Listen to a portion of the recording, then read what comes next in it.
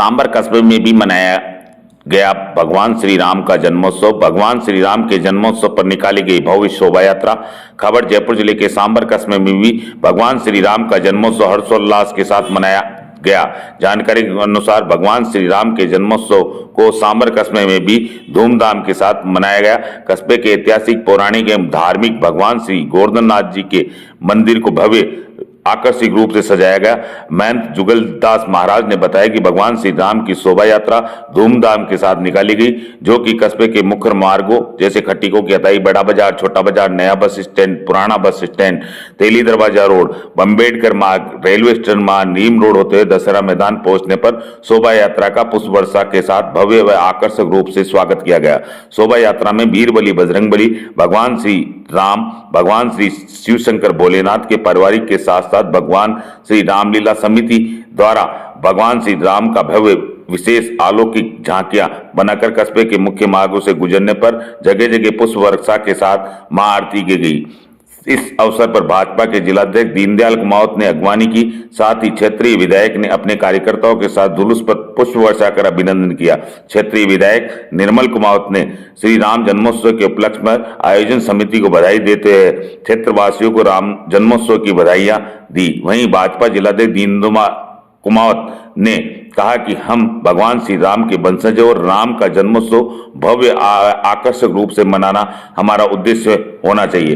वहीं रात्रि 8 बजे दशहरा मैदान में देशभक्ति के ओजस्वी वक्ता पुष्पेंद्र कुलश्रेष्ठ दशहरा मैदान में क्षेत्र की जनता को संबोधित किया।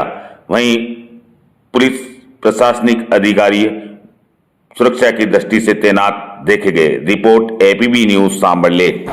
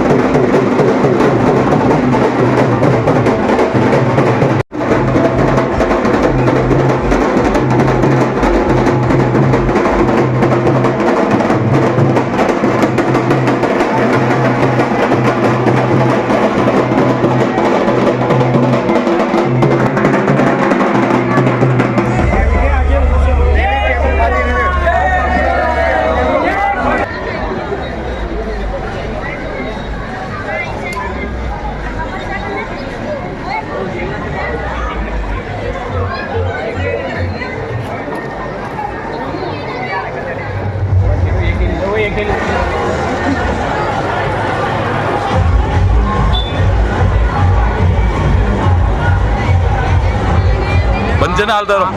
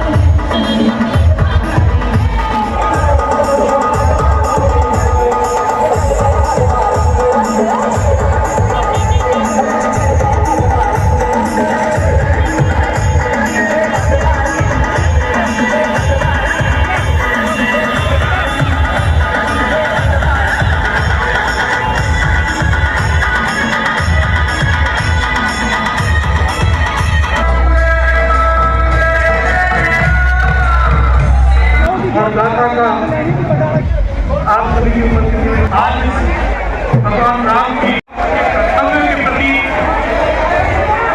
उद्बोधन मिलेगा हमारे देश के लिए।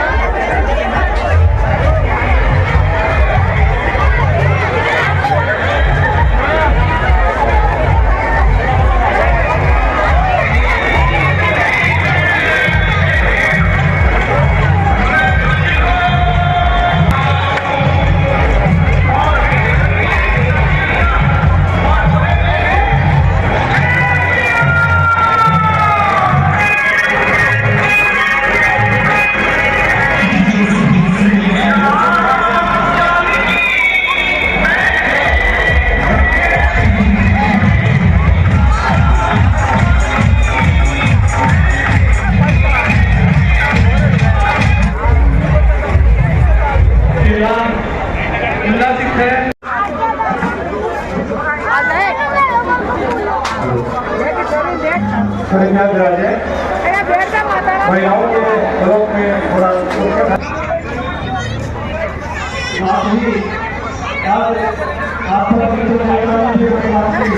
साहब ने अपने चेहरे पे उनके नाराजगी थी और उन्होंने पर्ची वापस नहीं की है, उठा के नीचे रखी है। सच बोलने के साथ नहीं खड़े हैं, किसी बेईमान के साथ खड़े हैं। एक स्वाभिमानी आदमी उससे ज्यादा जलील नहीं होना चाहता था, उन्होंने पर्ची फाड़ी और उठ के चले गए, क्योंकि सब कुछ एक स्क्रिप्टेड था। पहले से यह सब सारी तैयारी थी। कांग्रेस को जिस एओ ह्यूम ने बनाया था। राम जन्मोत्सव की हार्दिक बधाई। आप क्या संदेश देना चाहते हैं आम जनता को? आम जनता के राम के सब वंशज, और राम है तो सब है, राम नहीं तो कुछ नहीं। धर्म से बड़ी जाति नहीं हो सकती और कंधे से ऊपर छाती नहीं हो सकती। और आज जो राम शोभा यात्रा सामर में है, उससे बड़ी शोभा यात्रा आज तक नहीं निकली। और आज हमारा सौभाग्य है कि हमारे को एक हिंदू देशभक्त कुलश्रेष्ठ जी संबोधित करेंगे, और वो भी हिंदू अपने आप में ही एक हस्ती है। और वो हस्ती हमारे को सौभाग्य मिला कि सामर आज पधारी है, और आज स्टेडियम में उनको सुनने का अवसर सामर वासियों को और हर हिंदू राष्ट्रवादी को मिलेगा। वो हर वर्ष प्रतिवर्ष धूमधाम से भगवान श्री राम जन्मोत्सव मनाते रहे और अनेक तरीके से अनेक भव्य रूप से मनाते रहे। उत्सव की आपको हार्दिक बधाई। क्या संदेश देना चाहते हैं राम जन्मोत्सव? देखिए, हिंदू धर्म का सबसे बड़ा पावन पर्व है रामनवमी, और सामर में पूरी आयोजन समिति को धन्यवाद दूंगा कि बहुत ही भव्य और सुंदर कार्यक्रम आज हो रहा है। पूरे क्षेत्रवासियों को रामनवमी की बहुत बहुत हार्दिक शुभकामनाएं। अपने मन से निकाल दीजिए कि मैं कुछ नहीं कर सकता, आप ही सब कुछ कर सकते। अपनी भूमिका अपने सामर्थ्य के हिसाब से तय कीजिए, और सब प्रधानमंत्री बनेंगे, सब एमपी बनेंगे, ये लालसा छोड़ दीजिए। उनसे भी बड़ा काम आपसे करा सकती है। हमने अपनी आंखों से देखा है इस 10 साल में, इसलिए न रात में नींद आती है, न दिन में हम सोते हैं। दिन भर हमारे दिमाग में कुछ चलता रहता है। उनके बेटे ने हाई कोर्ट में अर्जी डाली, कैसे ऐसे 1992 में एक सरकार ने आदेश कर दिया कि श्रृंगार गौरी की पूजा रोक दी जाए। हाई कोर्ट ने चिट्ठी लिखी, ऑर्डर भेजा उत्तर प्रदेश सरकार को, इसमें उनकी राय मांगी। उत्तर प्रदेश में कौन बैठा है? योगी आदित्यनाथ। आप यही समझ पाए, ये मुझे नहीं मालूम था। जब उसके दरबार में अर्जी गई कि उत्तर प्रदेश सरकार से इसकी राय ले ली जाए, तो वहां के चीफ सेक्रेटरी साहब गए, साहब इस पे क्या जवाब देना है? तो जिसको उत्तर प्रदेश में बिठाया है उसके वस्त्रों में जेबी नहीं है, इसलिए कोई कागज रखता ही नहीं। उसने कागज में पूछा क्या आदेश है, उन्होंने कहा कि आपकी राय मांगी गई है कि उत्तर प्रदेश इसमें क्या चाहती है। उसने कागज पढ़ा, 4 टुकड़े किए, डस्टबिन में डाला। उसने कहा हमारी राय पूछिए, आज से श्रृंगार गौरी खोल दी जाए। श्रृंगार गौरी एक बहाना था, ऊपर वाले को कोई बड़ा काम कर रहा। श्रृंगार गौरी के दर्शन हुए, तब पता चला कि जिसे आप ज्ञान और मस्जिद, ये 2 अलग अलग बात है, इसका कोई तालमेल नहीं। एक ज्ञान व्यापी मस्जिद है, उस ज्ञान व्यापी मस्जिद में व्यास परिवार 1993 तक पूजा कर रहा था, लेकिन देश के हालात ऐसे थे कि कोई बोल नहीं सकता। लेकिन वो 4 महिलाएं उसका कारण बनी, और जब पूजा की इजाजत मिल गई, तब ये हुआ कि इस श्रृंगार गौरी की दीवार के पीछे इसका सर्वे होना चाहिए, पता करना चाहिए इसके अंदर क्या है, क्योंकि मुसलमान उसमें नमाज पढ़ते हैं।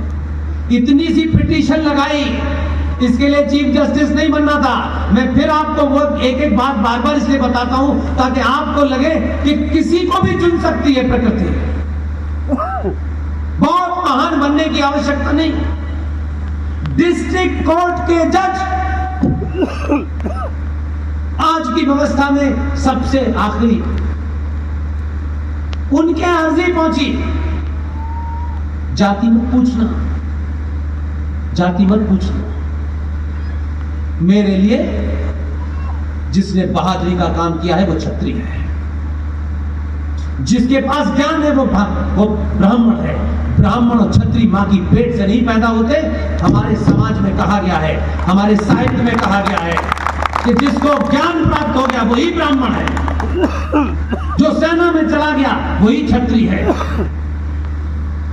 ये जो हो गया है कि मां के पेट से जो पैदा हुआ है उसका कोई लेना देना नहीं होता। लेकिन आप सोचिए, एक डिस्ट्रिक्ट जज ने यह आदेश दिया कि भाई अंदर का सर्वे होना चाहिए। एक डिस्ट्रिक्ट जज ने, अदना सा आदमी, जाति अगर भारतीय व्यवस्था में पूछे तो सबसे कमजोर, उससे यह काम कराया। तो वो जो आए थे, छोटे भाई का पजामा बड़े भाई का कोट, उन्होंने कहा हम आग लगा देंगे। ये बनारस की घटना है, कल परसों की घटना है, कोई 2000 साल पुरानी नहीं है। डिस्ट्रिक्ट मजिस्ट्रेट को भी वही कमिश्नर बनाया गया, वो भी मौजूद है। काम नहीं होने देंगे। जज ने डिस्ट्रिक्ट मजिस्ट्रेट को बुलाया, उनका मेरा आदेश कल लागू हो जाना चाहिए, कोई दुनिया की चीज इधर से उधर हो जाए। कल 27 लोग सर्वे करना चाहते हैं अंदर, उनको जाना है, उनका सर्वे कराना है और मुझे रिपोर्ट करना है। डीएम साहब की समझ में आ गया। सर्वे हुआ, 27 लोगों में से किसी एक आदमी के भाग्य में था। बहुत बड़े बड़े अफलातून उसमें अंदर गए थे। हरिशंकर जैन का पुत्र भी उसी में था। अब ये आप उसको स्पिरिचुअली ले लें, पॉलिटिकली ले लें, जैसा लेना है ले लें, उसी के नाम में विष्णु भी था और शंकर भी था। सबने देखा, किसी ने कैलेंडर देखा, किसी ने दिया देखा, किसी ने कुछ देखा। उसने जैसे ही नीचे देखा, उसने कहा बाबा मिल गए। और तब पता चला कि एक शिवलिंग नुमा चीज वहां है, उस पे कुछ लोग कुल्ली कर रहे हैं, पैर धो रहे हैं, हाथ धो रहे हैं। तब उसने कहा इसका पानी कम करवा दीजिए डिस्ट्रिक्ट मजिस्ट्रेट साहब। तो वो बोले जो जानवरों को काटते हैं, वो बोले मछलियां मर जाएंगी। तो डिस्ट्रिक्ट मजिस्ट्रेट भी मजे का आदमी था, उसने कहा कोविड में हमने एक्स्ट्रा ऑक्सीजन रखी है, मरेंगी नहीं। पानी घटाया तो पता चला ये शिवलिंग है, और वहां खड़े होकर के विष्णु शंकर जैन ने जब अपनी दृष्टि डाली तो 83 फीट एग्जैक्टली जहां बाबा नंदी बैठे हुए हैं उनके सामने वो शिवलिंग था। तो वो क्या बोले, हड़बड़ाहट में क्या बोले, वो बोले ये शिवलिंग नहीं है, ये फव्वारा है। मैंने उनसे कहा, वो विष्णु ने मुझे बताया ये फव्वारा बता रहा है। मैंने कहा कोर्ट में खड़े होना और कहना कि जो 1400 साल से अपने साइज का पजामा नहीं बना पाए वो फव्वारा। कोर्ट का आदेश हो गया, कहा गया कि इस पूरे अहाते को जहां बाबा विश्वनाथ है इसे सील कर दिया जाए, और बाबा विश्वनाथ वहां है। विष्णु शंकर जैन को चुना, हमें चुना, आपको चुना। मैं नहीं आपकी परीक्षा ज्यादा लूंगा, आप इस सभा को यही समाप्त करें, लेकिन एक बात अपने आप से वादा करें कि आज के बाद किसी चाटुकार संगठन, किसी दलाल संगठन, किसी पार्टी का सनातनी गुलाम नहीं बनेगा। सच बोलो, पूरी ताकत से बोलो, आपके भाग में जो है वो चल के आएगा। किसी के जूते उठाने और किसी के पैर पकड़ने से आपको कुछ नहीं मिलेगा। आप मुझे इस बारिश में भी सुना, राजस्थान की पुलिस के धैर्य की इम्तिहान नहीं लेना चाहता, ये ताली बजाना चाहते हैं, मजाक नहीं है। ये ध्यान रखिएगा, इस देश को तोड़ने, इस देश को आग लगाने वाली ताकतें और सनातन के बीच में अगर कोई आखिरी दीवार है, जो कश्मीर में जिहादी पत्थर फेंक रहा है, जो हिंदुस्तान में पत्थर चलाते हैं, ये पत्थर रोकने की आखिरी दीवार ये पुलिस वाला है। वो पुलिस के ऊपर पत्थर नहीं चला रहे, वो आपके घर के दरवाजे और शीशे के ऊपर पत्थर चला रहे हैं। आपकी जिम्मेदारी है कि ये किसी का बेटा, किसी का भाई, किसी का पति है। जब आपको मौका मिले तो इनकी वर्दी के अंदर कोई सनातनी भाई छिपा हुआ है, इनके ऊपर पत्थर कितने भी जिहादी चला दें, इनके ऊपर नहीं पड़ना चाहिए। ये आखिरी लाइन बची है, आर्मी वाले नहीं आएंगे, उनका मैंडेट नहीं है। आप दिवाली में, आप होली में डिस्ट्रिक्ट मजिस्ट्रेट साहब को कितने मिठाई के बड़े बड़े डिब्बे देने जाते हैं, और उसके नीचे उतने ही बड़ा लिफाफा लगाते हैं। काम लगाते हैं नहीं, डिस्ट्रिक्ट मजिस्ट्रेट को मिठाई की आवश्यकता नहीं है। आपके शहर में 72 घंटे ड्यूटी जो पुलिस वाला करता है, वो अपने बच्चों के साथ न होली मनाता है न दिवाली मनाता है। उसकी तनख्वाह इतनी नहीं होती कि वो ये सब कुछ कर सके, वो इतनी घूस भी नहीं ले सकता है। आप अपने अंदर तहिया कीजिए, करोड़ों की मिठाई फिक जाती है, बर्बाद हो जाती है। आज से तय करिए, होली हो या दिवाली हो, शहर के 100 समृद्ध लोग आप चंदा लेकर के टनों मिठाई बनवाइए, और शहर के सबसे कमजोर पद पे बैठने वाले पुलिस वालों के घर जाइए, उनकी एब्सेंस में बिना नारे के, बिना नगाड़े के, बिना संगठन का पोस्टर लिए उनके घर मिठाई देने जाइए। उनकी माँ से, उनकी बहन से, उनकी बेटी से, उनकी पत्नी से कहिए आपका भाई हमारी सुरक्षा में लगा हुआ है, इसलिए हमारी जिम्मेदारी है कि आप इस त्योहार पे हमारी मिठाई से मुंह मीठा करें। बहुत बहुत धन्यवाद।